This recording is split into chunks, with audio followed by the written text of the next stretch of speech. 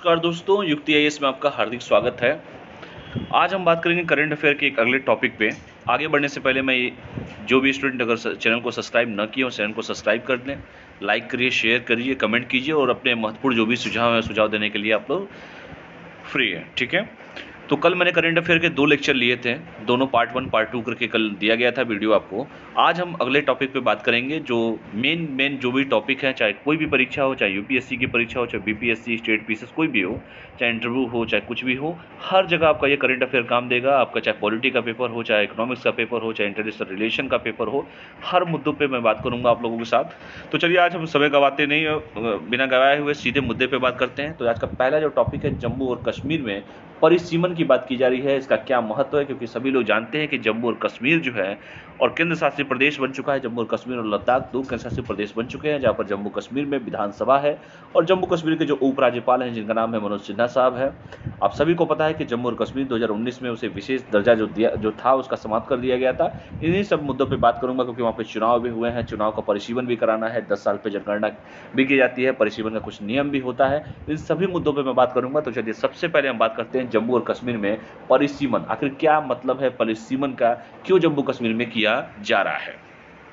तो चलिए बात करते हैं जम्मू कश्मीर परिसीमन। वर्तमान में जम्मू कश्मीर पुनर्गठन कानून 2019, यानी कि जो जम्मू कश्मीर का जो पुनर्गठन का जो कानून था 2019 का, जिसे JKRA कहते हैं, के तहत विधानसभा क्षेत्रों के परिसीमन की प्रक्रिया चल रही है। किसकी चल रही है बेटा? विधानसभा क्षेत्रों के परिसीमन की प्रक्रिया चल रही है। 2019 का जो कानून था उसी कानून के तहत जो भी विधानसभा है, जो भी कॉन्स्टिट्यूंसी है, उसके परिसीमन की प्रक्रिया चल रही है। अब हम बात करते हैं आखिर इसकी आवश्यकता पड़ी क्यों, आखिर परिसीमन क्यों किया जा रहा है। 5 अगस्त 2019 को कब हुआ था बेटा? 5 अगस्त 2019 को, इस डेट को याद रखिएगा। 5 अगस्त 2019 को जम्मू कश्मीर का विशेष दर्जा समाप्त हो गया। क्या हुआ? जो जम्मू कश्मीर को जो विशेष दर्जा जो दिया गया था, ठीक है, उस दर्जे को समाप्त कर दिया गया। तब से इसे 2 केंद्र शासित प्रदेशों, जिसका नाम है जम्मू और कश्मीर और लद्दाख नामक 2 केंद्र शासित प्रदेशों में ये बंट गया। चूंकि जम्मू कश्मीर में विधानसभा प्रस्तावित है, सभी लोग जानते हैं, और इसको जो नहीं जानते वो लोग जाने कि जम्मू और कश्मीर में सिर्फ विधानसभा है, ठीक है। तो 5 अगस्त 2019 को जैसे ही वहां का जो विशेष दर्जा था जम्मू और कश्मीर का, उस विशेष दर्जा को समाप्त कर दिया गया और समाप्त करने के बाद इसे 2 केंद्र शासित प्रदेशों जम्मू कश्मीर और लद्दाख में इसे बांट दिया गया। चूंकि जम्मू कश्मीर में विधानसभा प्रस्तावित है और लद्दाख में तो खैर ऐसा नहीं है, लेकिन जम्मू कश्मीर में विधानसभा प्रस्तावित है, इस वजह से नए केंद्र शासित प्रदेश में परिसीमन जरूरी हो गया था। इसीलिए 2019 के कानून के तहत परिसीमन का काम चल रहा है। सरकार ने 2020 में, कब में बेटा? सरकार ने 2020 में सुप्रीम कोर्ट के पूर्व मुख्य न्यायमूर्ति, क्योंकि जो भी अगर कोई भी आयोग बनता है, कुछ भी नियम बनाना होता है, तो उसमें जो पूर्व मुख्य न्यायमूर्ति जो हमारे होते हैं, पूर्व न्यायाधीश जो होते हैं, जो सुप्रीम कोर्ट के होते हैं, उन्हीं को लाया भी जाता है।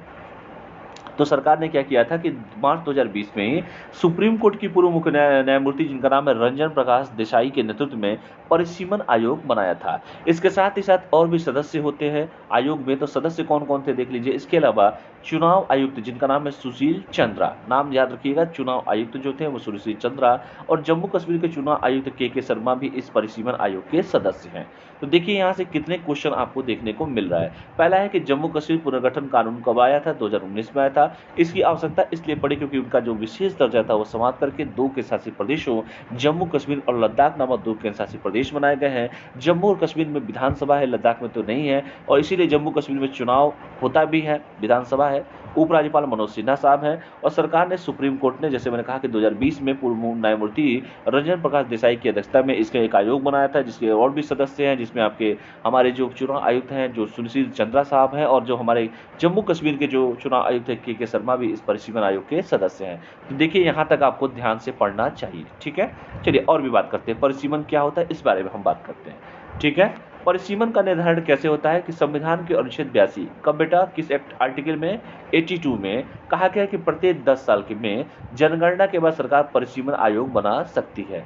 ये आज नहीं, ये पहले से भी चल रहा है। तो सरकार का ने परामर्श अनुच्छेद 82 में स्पष्ट रूप में कहा है कि जब जब चुनाव, मतलब प्रत्येक 10 साल में जनगणना के बाद, जब, क्योंकि 10 साल पे जनगणना होती है भारत में, तो 10 साल पे जनगणना के बाद सरकार परिसीमन आयोग बना सकती है, ऐसा कहा गया है।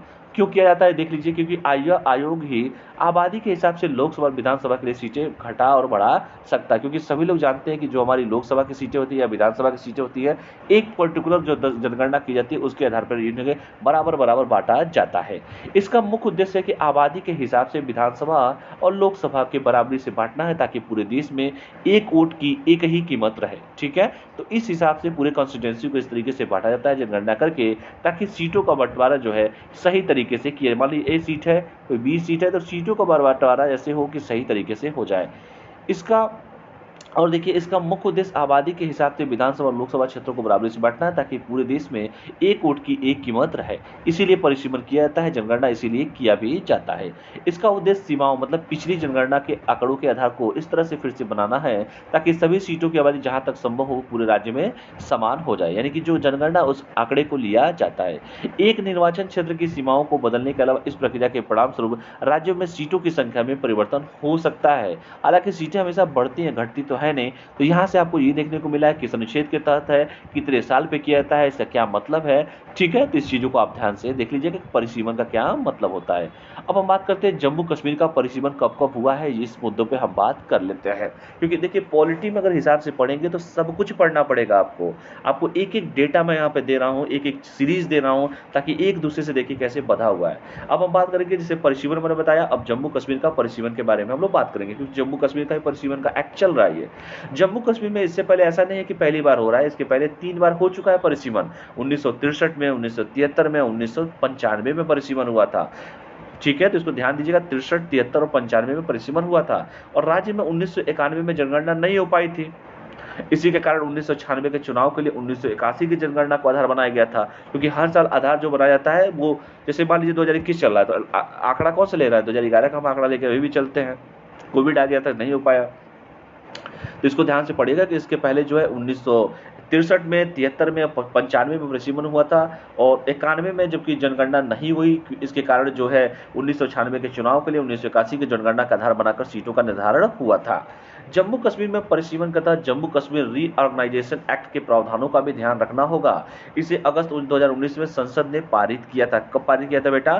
संसद ने पारित किया था 2019 में। इसमें अनुसूचित जनजाति के लिए सीटों की बढ़ाने की बात की गई थी। जो हमारे शेड्यूल ट्राइबल जो लोग हैं, अनुसूचित जनजाति के जो लोग हैं, उनके लिए सीटों बढ़ाने की बात उसमें किया गया था। इसके साथ ही साथ जम्मू और कश्मीर की बात अगर हम करें, तो जम्मू कश्मीर पुनर्गठन कानून 2019 में साफ तौर पर कहा गया है कि केंद्र शासित प्रदेश में परिसीमन जो है 2011 की जनगणना के आधार पर होगा। तो 2019 का जो एक्ट है उसमें साफ तौर पर कहा गया है कि केंद्र शासित प्रदेश में परिसीमन जो होगा 2011 की जनगणना के आधार पर होगा। तो इसको भी ध्यान से आप लोग पढ़ लीजिएगा। अब हम बात करते हैं परिसीमन आयोग क्या, थोड़ा सा बारे में जान लीजिए कि परिसीमन क्या मतलब है। इस परिसीमन का संविधान के तहत केंद्र सरकार परिसीमन आयोग बनाता है। संविधान का कौन बनाता है? परिसीमन आयोग केंद्र सरकार बनाता है। तो इसको ध्यान से रखिए। पहली बार परिसीमन जो हुआ था 1952 में बना था। इसके बाद 1963, 1973, 2002, 2020 में भी आयोग बनाए गए हैं। तो ये ध्यान से देखिए, यहाँ पर कितनी चीजें आपको देखने को मिल रही हैं कि परिसीमन का तहत केंद्र सरकार परिसीमन का आयोग बनाता है, और पहली बार परिसीमन 92 में हुआ था। उसके बाद 63, 73, 2002, 2020 में भी आयोग बनाए गए हैं। परिसीमन आयोग द्वारा क्या होता है ये देख लीजिए कि परिसीमन आयोग द्वारा कार्यों एवं निर्णयों को किसी भी अदालत के समक्ष सवाल नहीं उठाया जा सकता। ये सबसे बड़ा पावर दिया गया है। अगर परिसीमन आयोग द्वारा कोई भी कार्य या कोई भी निर्णय लिया जाता है तो उसे किसी भी अदालत के समक्ष सवाल नहीं उठाया जा सकता है। ये सबसे बड़ा पावर दिया गया है।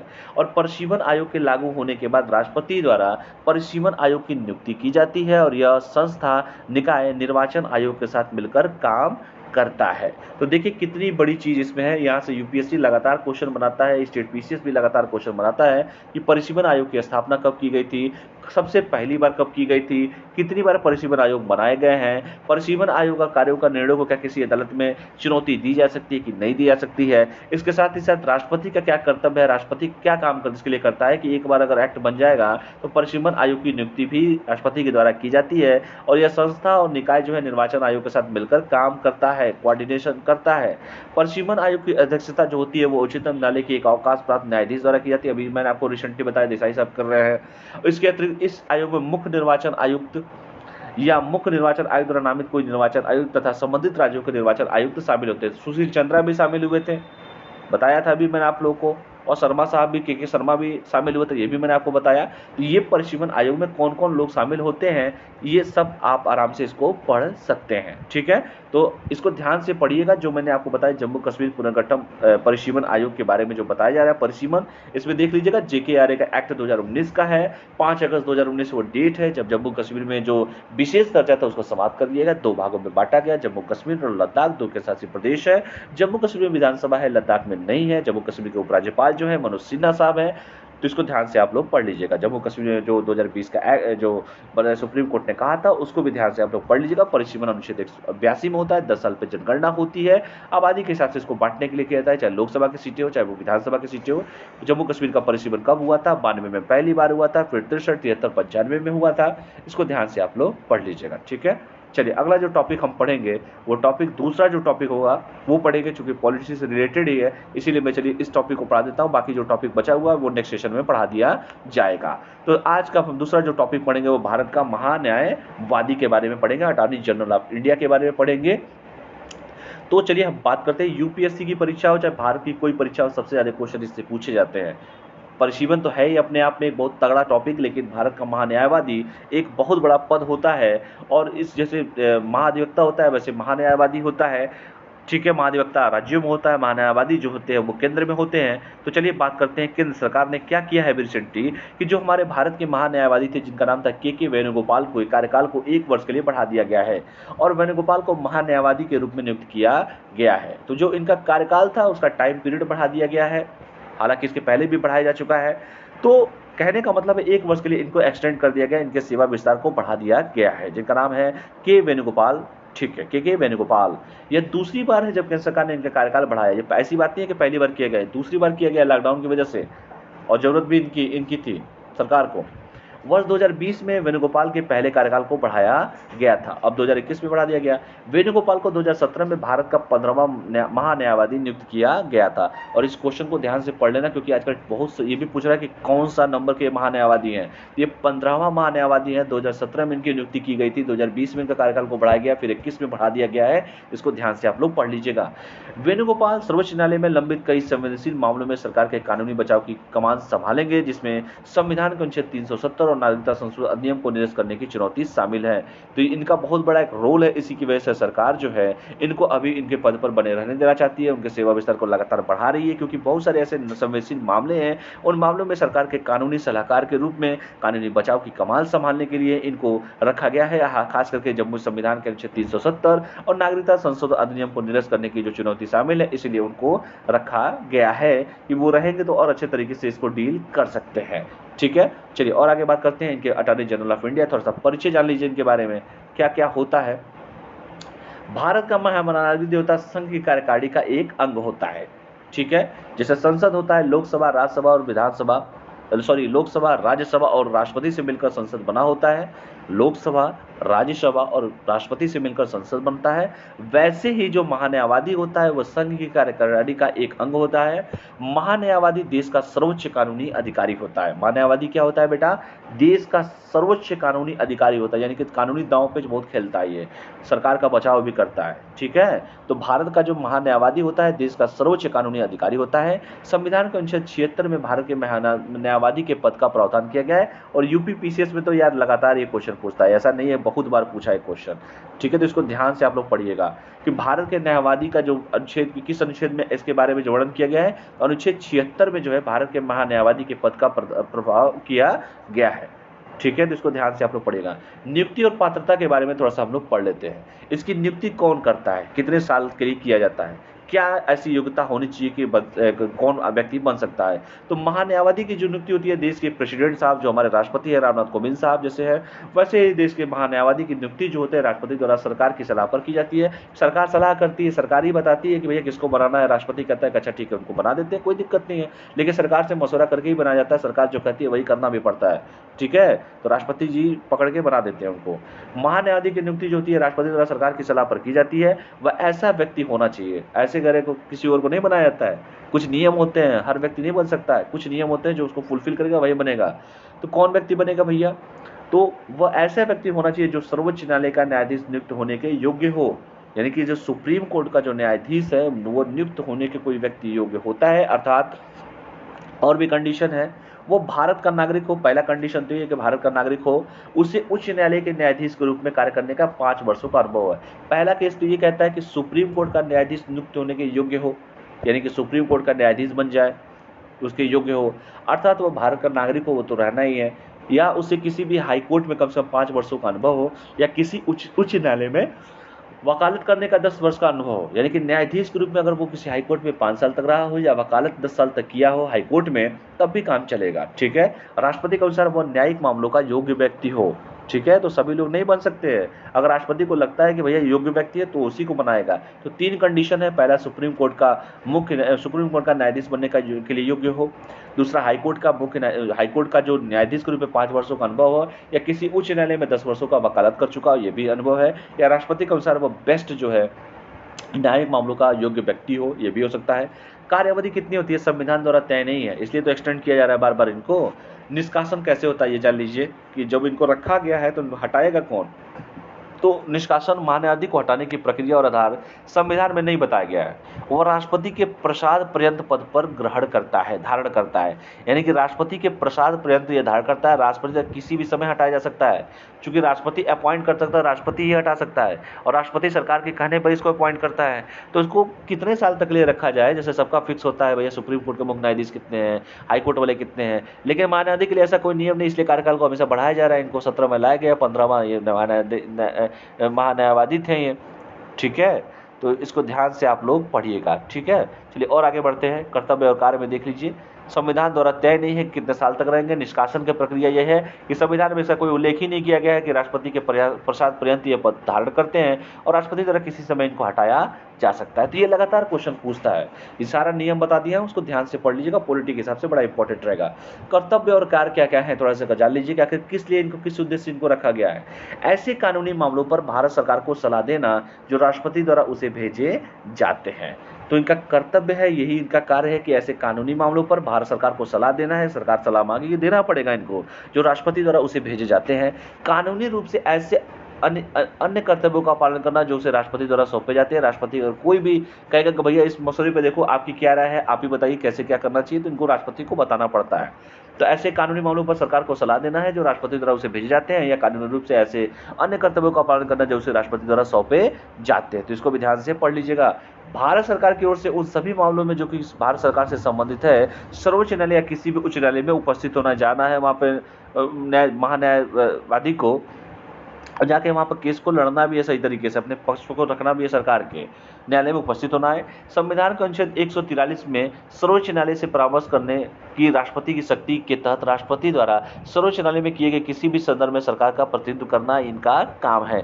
इसके साथ ही साथ संविधान या किसी कानून द्वारा उसे प्रदत्त कार्यों का निर्वहन भी करना है। तो ये महान्यायवादी का मेन काम है। इसको देख लीजिए कि ऐसे कानूनी मामलों पर अगर राष्ट्रपति कुछ मांगता है तो राष्ट्रपति का उसको सलाह देना का कर्तव्य है। ऐसे कर्तव्यों का पालन करना जो राष्ट्रपति द्वारा उसे सौंपा गया, उस कर्तव्यों को उनको पालन भी करना है। और भारत सरकार की ओर से उन सभी मामलों में जो कि सरकार से संबंधित है, सर्वोच्च न्यायालय या किसी उच्च न्यायालय में उपस्थित भी इनको होना है। और अनुच्छेद 143 के तहत सर्वोच्च न्यायालय से परामर्श करने की राष्ट्रपति की शक्ति के तहत राष्ट्रपति द्वारा सर्वोच्च न्यायालय में किए गए किसी भी संदर्भ में भारत सरकार का प्रतिनिधित्व भी करना है, और संविधान द्वारा या किसी अन्य कानून द्वारा उसे प्रदत्त कार्यों का निर्वहन भी करना है। तो इसको भी ध्यान से आप लोग पढ़ लीजिएगा। अधिकार व सीमाएं भी देख लीजिए क्या क्या अधिकार और सीमाएं हैं। वोट देने के अधिकार के बिना उसे संसद के दोनों सदनों या उनकी संयुक्त बैठक और संसद किसी भी समिति की कार्यवाही में बोलने या भाग लेने का अधिकार है। पहली बात सुन लो ध्यान से, सिर्फ वोट देने के अधिकार के बिना, वोट देने का अधिकार नहीं है इनको, वो संसद की किसी भी दोनों सदनों, चाहे वो लोकसभा हो चाहे वो राज्यसभा हो, या उनकी संयुक्त बैठक अगर होती है, राष्ट्रपति की द्वारा आहूत की जाती है, तो उसमें भी किसी भी समिति में और किसी भी समिति में भी कार्रवाई में बोलने तथा भाग लेने का इनको अधिकार है। लेकिन वो जिसका वो सदस्य नामित किया जाता है, लेकिन वोट देने का अधिकार इनको नहीं है। वह उन सभी विशेष अधिकारों और अनुमतियों का हकदार होता है जो एक संसद सदस्य को प्राप्त होता है। यानी कि संसद का सदस्य जो भी अगर जो सुविधाएं मिलती है, उनको सब सुविधाएं इनको भी मिलती है। जो भी विशेष अधिकार है या अनुमतियों का हकदार होता है जो संसद सदस्यों को प्राप्त होता है, बस वोट देने का अधिकार नहीं है। वह सरकारी सेवाओं को श्रेणी में नहीं आता है, अतः उसे निजी कानूनी अभ्यास से वंचित नहीं किया जाता है। हालांकि उसे भारत सरकार के खिलाफ किसी भी मामले में सलाह या संक्षिप्त जानकारी देने का अधिकार नहीं है। तो ये देख लीजिएगा कि वो सरकारी सेवाओं की श्रेणी में नहीं आता है, इसलिए वो निजी कानूनी अभ्यास से वंचित नहीं किया सकता, वो कानूनी अभ्यास कर सकता है अपना, निजी प्राइवेट भी कर सकता है। हालांकि उसे भारत सरकार के खिलाफ किसी भी मामले में सलाह या संक्षिप्त जानकारी देने का अधिकार नहीं है। तो इसको भी ध्यान से देख लीजिएगा, इनके अधिकार व सीमाएं, इनको वोट देने का अधिकार नहीं है। संसद के समिति में या दोनों सदन में या कार्रवाई में बोलने में सब जगह अधिकार तो है, लेकिन इनको वोट देने का अधिकार नहीं है। अन्य तथ्य देख लीजिए क्या क्या है। अन्य तथ्य, भारत के सॉलिसिटर जनरल, जिसे सॉलिसिटर जनरल ऑफ इंडिया और भारत के अतिरिक्त सॉलिसिटर जनरल ऑफ इंडिया आधिकारिक जिम्मेदारियों को पूरा करने में महान्यायवादी की सहायता करते हैं। यानी कि भारत के जो सॉलिसिटर जनरल ऑफ इंडिया होते हैं, इसके साथ साथ भारत के अतिरिक्त सॉलिसिटर जनरल ऑफ इंडिया की जनरल आधिकारिक जिम्मेदारियों को पूरा करने में महान्यायवादी की सहायता करते हैं। इसके साथ ही साथ महाधिवक्ता से देख लीजिए, महाधिवक्ता जो होते हैं 165 के तहत राज्यों से संबंधित होते हैं। जैसे राज्यों में महाधिवक्ता होते हैं अनुच्छेद 165 के तहत, वैसे ही केंद्र में जो होते हैं वो महान्यायवादी होते हैं अनुच्छेद 100 क्या बताया हूं मैं आप लोग को, अनुच्छेद 148 के तहत। ठीक है, सॉरी, अनुच्छेद 76 है, ये महान्यायवादी का है, कै का 148 है। ठीक है, तो अनुच्छेद 76 में भारत के महान्यायवादी के पद का प्रावधान है, और यहाँ पर देखिए महाधिवक्ता का है 165 से संबंधित प्रावधान है। ठीक है, राज्यों से संबंधित होते हैं महाधिवक्ता, और केंद्र में महान्यायवादी होते हैं, राज्यों में महाधिवक्ता होते हैं। 165 अनुच्छेद में इसका जिक्र किया है, राज्यों से संबंधित होते हैं। ठीक है, तो इसको ध्यान से पढ़ लीजिएगा। 148 जो होता है वो कैग के बारे में होता है, नियंत्रक और मालिका परीक्षक का होता है, और 76 किसका होता है, भारत का महान्यायवादी अनुच्छेद 76 में होता है। तो चलिए, ये रहा आज के दो टॉपिक। पहला टॉपिक जो मैंने बताया था कि जम्मू कश्मीर में परिसीमन के बारे में बताया था, दूसरा टॉपिक भारत का महान्यायवादी के बारे में बताया गया। इसको ध्यान से पढ़ लीजिएगा, महान्यायवादी के पद के बारे में या महान्यायवादी के कार्यों के बारे में। तो चलिए, मैं आशा करता हूं कि आप लोगों को आज की चीज़ें करंट अफेयर की समझ में आई होगी। सारी चीज़ें इसमें इंपॉर्टेंट है, कौन नियुक्ति करता है, कौन हटाता है, क्या इसके कार्यकाल का वर्णन किया गया है कि नहीं किया गया है, कितना उनको रख सकते हैं, कौन योग्य व्यक्ति है, सुप्रीम कोर्ट में कितने साल का अनुभव हो, हाई कोर्ट में कितने साल का अनुभव हो, वकालत के रूप में कितने साल का अनुभव हो, कैसे व्यक्ति का कौन कौन से कार्य होते हैं, क्या उसे सारे अधिकार प्राप्त होते हैं जो संसद के सदस्यों को प्राप्त होते हैं कि नहीं होते हैं, ये भी बताया गया है। कौन कौन सी पात्रता है, वोट देने का अधिकार है कि नहीं है, ये भी बताया गया है। कौन कौन सी मेन चीज़ें हैं, क्या निजी प्रैक्टिस कर सकता है कि नहीं कर सकता, ये भी मैंने आपको बताया। हर चीज़ मुद्दों पर इसका पूरा डिटेल आप लोग को बताया गया है। चलिए, इन दोनों टॉपिकों को अच्छे से तैयार कर लीजिएगा, जम्मू कश्मीर का परिसीमन और भारत का महान्यायवादी। और कल जो है फिर दूसरा जो टॉपिक बचा हुआ है उस टॉपिक में आप लोगों से जिक्र करूंगा। तो चलिए, इन्हीं सब शब्दों के साथ आज का करंट अफेयर में हम यहीं पर समाप्त करते हैं। तो तब तक के लिए आप लोग पढ़ाई करते रहिए। हमारी टीम से अगर किसी को भी कोई संपर्क करना है, जुक्ति परिवार से जुड़ना है, तो ये दिया गया नंबर, इस नंबर को यूज कर सकते हैं। कोई भी नंबर आप यूज कर सकते हैं, उस पर आप कॉन्टैक्ट कर सकते हैं, जो भी क्वेरी आप उसको दूर कर सकते हैं। यहाँ पे जितने भी विशेषज्ञ हैं वो अपने क्षेत्र के धुरंधर खिलाड़ी हैं। तो चलिए, हम आज यहीं पर करंट अफेयर को समाप्त करते हैं। सभी लोग पढ़ाई करते रहिए, तब स्वस्थ रहिए, मस्त रहिए, पढ़ते रहिए। बहुत बहुत धन्यवाद सभी का। Thank you all of you. नमस्कार, जय हिंद।